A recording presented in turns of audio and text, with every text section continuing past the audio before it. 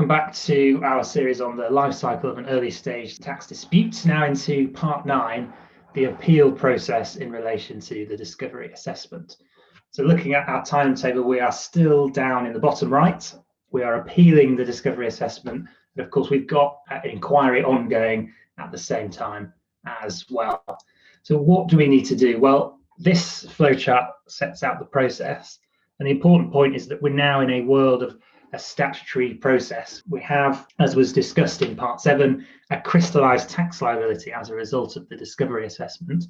And therefore, in order to challenge that tax liability and appeal it, we need to follow the steps set out in statute.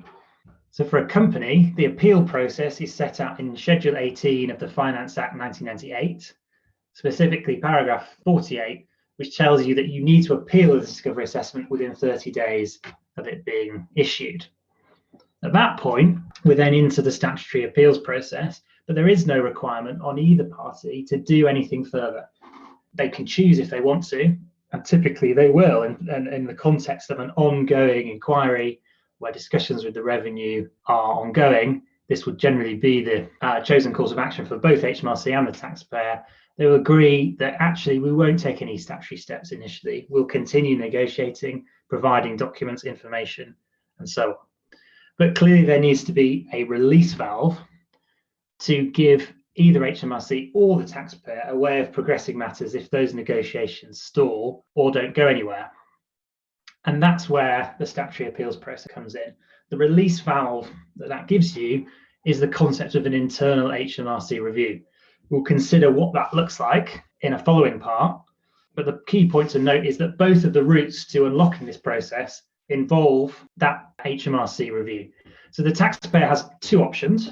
HMRC only has one. The taxpayer can choose, if it wishes, to bypass the internal review process and just go straight to the tribunal. And that's under sections 49D and 49H of the Taxes Management Act. But it may request that HMRC carries out a review under section 49B. HMRC only have one option. They can't go straight to the tribunal. So if they want to unlock the process, they have to offer the taxpayer a review under section 48C.